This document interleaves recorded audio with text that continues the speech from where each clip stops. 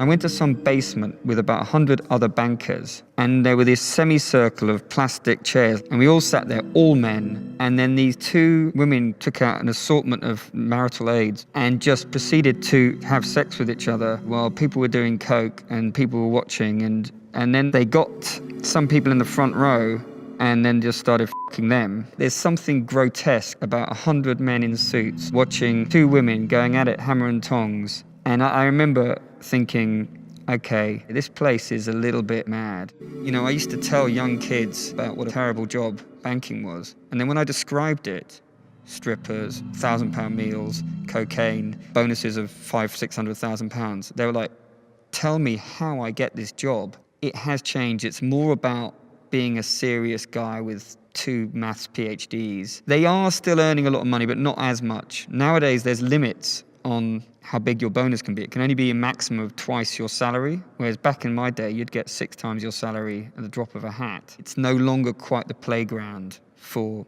druggy lads having a ball anymore, and thank for that, frankly, because it's not right the way we used to behave. I was an investment banker for 12 years, between 1996 and 2008. It's an incredibly secretive world, but it's about time someone explained what really happens. I couldn't believe the amount of money I was earning. Within about 4 years, I was earning 120, and my bonuses were getting up to 300. And then by the end of it, I was over 600. The money is ridiculous. I mean, the justifications for the money have always been things like, oh, it's stressful. Well, this wasn't as stressful as a teacher's job. Oh, it's dangerous or risky. It's not as risky as being in the army. I always felt a little bit guilty about it. Like, why the hell are these people spending so much money on me when all I'm doing is pushing around bits of paper?